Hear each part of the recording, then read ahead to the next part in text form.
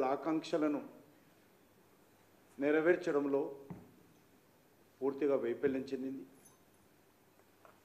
10 సంవత్సరాల బీఆర్ఎస్ పాలన, 10 నెలల కాంగ్రెస్ పాలన ఏ మాత్రం తేడా లేదు. అన్ని విషయాలలో దొందే అనే విధంగా ఈ రెండు పార్టీల వ్యవహారం ఈరోజు తెలంగాణ సమాజం అర్థం చేసుకోవాల్సినటువంటి అవసరం ఉందని మనం చేస్తూ ఉన్నాం. ఈరోజు ఎక్కడ చూసినా రైతులు ఆందోళన చేస్తూ ఉన్నారు. నిరుద్యోగులు ఉద్యమ బాట పట్టారు.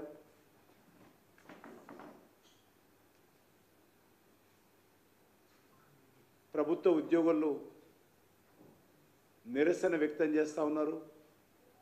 చివరకు పోలీసు కుటుంబ సభ్యులు ఉద్యమం చేస్తున్నటువంటి పరిస్థితి, రైతులు నిరాశ నిస్పృహలో ఉన్నటువంటి పరిస్థితి, అన్ని వర్గాల ప్రజలు కూడా ఈరోజు పూర్తిగా అసంతృప్తితో ఈ రాష్ట్రంలో ఉన్నారు. ఏ ఒక్క సమస్య కూడా, అది రైతాంగ సమస్యలు కానీ, ఉద్యోగస్తుల సమస్యలు కానీ, బడుగు బలైన వర్గాల సమస్యలు కానీ, దళితుల సమస్యలు కానీ, ఏ ఒక్క సమస్య కూడా కాంగ్రెస్ పార్టీ ప్రభుత్వం పరిష్కారం చేసే దిశలో లేదు.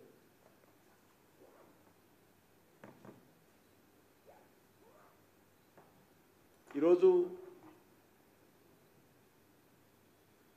కాంగ్రెస్ వస్తే ఏదో అయిపోతుందని భ్రమించి ఈరోజు టీఆర్ఎస్ యొక్క నియంతృత్వ ప్రభుత్వానికి వ్యతిరేకంగా, టీఆర్ఎస్ యొక్క అవినీతి ప్రభుత్వానికి వ్యతిరేకంగా, టీఆర్ఎస్ యొక్క కుటుంబ పాలనకు వ్యతిరేకంగా ప్రజలు కాంగ్రెస్ కోటేస్తే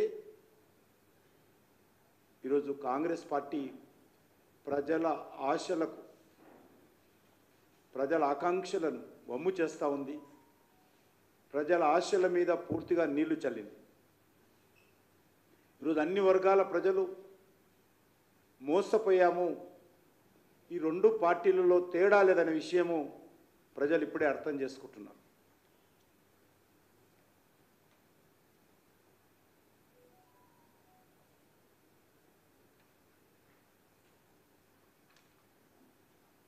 కాంగ్రెస్ పార్టీ పాలన పూర్తిగా వైఫల్యమైంది. ఈరోజు ప్రభుత్వ ఉద్యోగస్తులు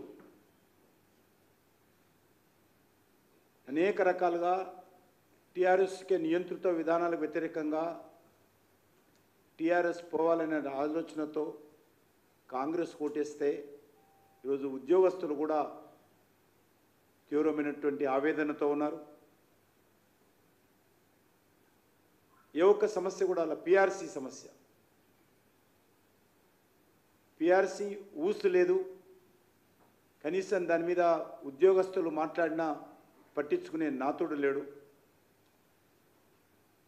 ఉద్యోగస్తులకు ఇచ్చినటువంటి హామీలు ఏవి కూడా అమలు చేసేటువంటి పరిస్థితి లేదు.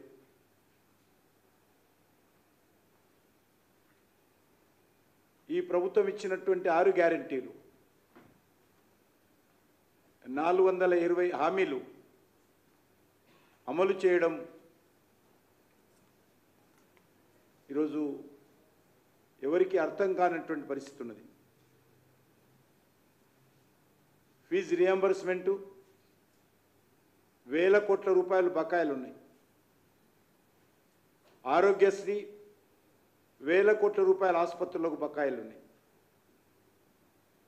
చివరకు గురుకుల పాఠశాలలకు రెంట్ ఇవ్వలేనటువంటి పరిస్థితి, ప్రైవేటు వాళ్ళకు. పాఠశాలలకు భవన యజమానులు తాళాలు వేస్తున్నటువంటి పరిస్థితి.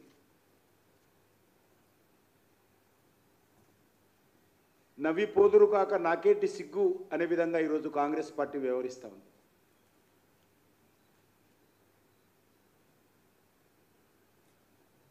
ఈ ప్రభుత్వము హైదరాబాద్ కార్పొరేషన్లో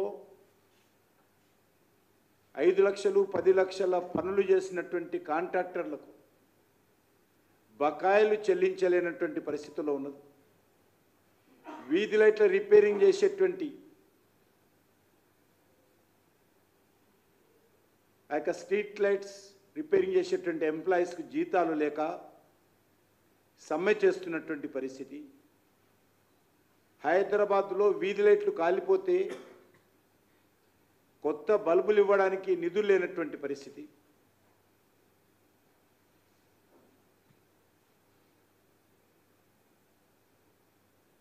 ఇప్పటి వరకు మహిళలకు